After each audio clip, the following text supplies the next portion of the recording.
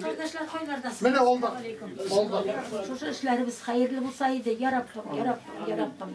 Tataristanımızga esenlikte, sağlıkta yaşarga nasip eyle. Jurnalistler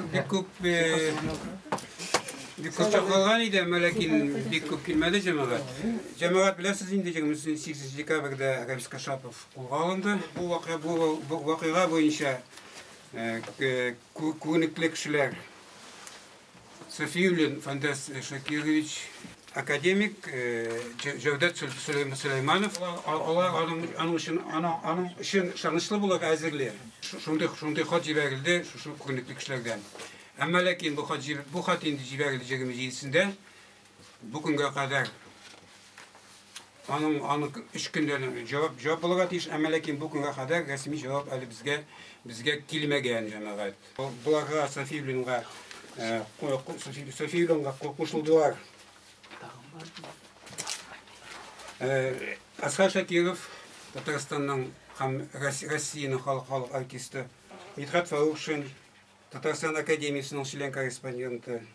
Бұл хат жіберілді генерал Николаевқа шундай үтеніші белән. Әмма ләкин әле һаман да аларның исеменә рәсми җавап килмәде. Şimdi atnadan көбәйтті, вакытлатты. Аны гаеплиләр ВКонтактеда үзенең диварында, үзенең стенасында илеп куйган материаллар. Илеп куйган материаллар Кырым турында, Украинадагы сугыш турында, Кырымда материаллар илеп куйган.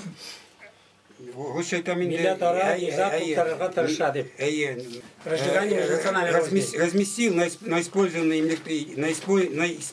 им электронные страницы информационные материалы, нацеленные на разжигание ненависти, направленные на возбуждение розни вражды. Что тотальный гыжум бара, наступательный шундай, шундай продуманный. Безден менә утрабыз монда 5-6 кеше татар иҗтимагый үзәгенә карт корылар. Әмінда Россияның қазір стратегических исследований бар. Институт Российский институт стратегических исследований бар. Ondan başka tağımı ikinci стратегический исследований бар. Bütün işleri bari tek nişik Россияның экономикасын түгел, безопасностьын түгел, қорқынычлығын түгел, аның хәлләре халыкның хәле түгел. Әмма именно шу татарларны һәм мөселманнарны юк итүгә бөтенләр шуның белән мәшгульләр. Фозия Байрамовны сот бетмәде. Безне татар иҗтимагый үзәген куып чыгардылар. Аны бит шул Россия Сулейманов язып чыкты башта газетка 3 ел элгәре. Татар иҗтимагый үзәген бетерү өчен башта без аны бинасыннан куып чыгарабыз. Аннан соң Заки Зәйнуллин белән Нури Әхмәтов пенсиясын калдырасыз, пенсиясыз калдырабыз диделәр. Язлар бөтенесен үтәделәр. Бик актив катнашып йөрделәр. Интернетта да чыгып ясап Айрат Хазрат Шакиров. Ана акасым якшәмбе көне анда кулга алганнар. Бездә белми торабыз.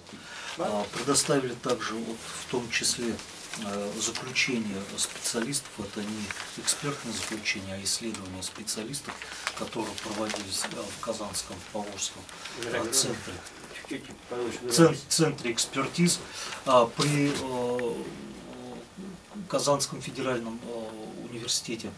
Значит, экспертное заключение содержит следующее, что в блогах Кашапова Рафиса он указано на политическую дестабилизацию и нарушение конституционности Российской Федерации, в частности, незаконности присоединения Крыма, которая была в составе Украины. При этом специалисты указывают на юридическую терминологию. Хочу обратить внимание, что они сами выступают лингвистами, а ни в коем случае специалистами в области политических технологий. Они указали на то, что Кашапов Рафис, осуждая аннексию Крыма, а с точки зрения международного права это нарушение суверенитета другого государства, по этой причине было основанием для признания его блогов, которые только сейчас озвучили ВКонтакте и Фейсбуке, они стали экстремистскими. Тем самым это было поводом и основанием возбуждения уголовного дела и с последующим избранием мер пресечения. Только по этой причине Кашапов Рафис для органов предварительного следствия и для суда является лицом, который реализовал свои экстремистские взгляды путем их публикации в средствах массовой информации. Мы сейчас все знаем, что лицо, которое имеет подписчиков в социальных сетях больше 3000 аккаунтов, то он является, приравнивается как источником средств массовой информации. И в судебной системе приговорами не связаны с реальным лишением свободы. В крайних случаях это колония поселения.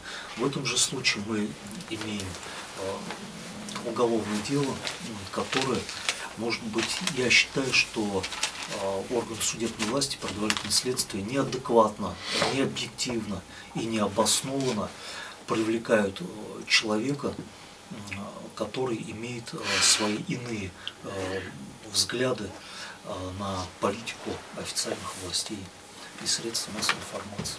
Действия в защиту Рафиса Кашапова очень важно это включать в более широкий контекст. И действительно, случаи со Светланой Давыдовой и с Рафисом Кашаповым, они, в общем, между ними провести параллели можно, очевидно.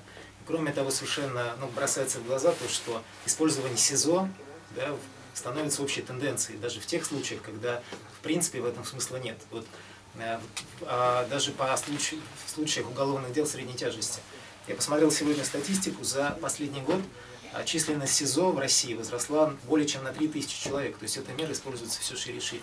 Поэтому если начинать кампанию в защиту Рафиса Кашапова, очень важно его дело, его случай включать в целом вот в этот контекст репрессивности, нарастания репрессивности. Тогда можно обеспечить этому гораздо более широкую поддержку. То есть это случай, который типичен для нашей репрессивной системы.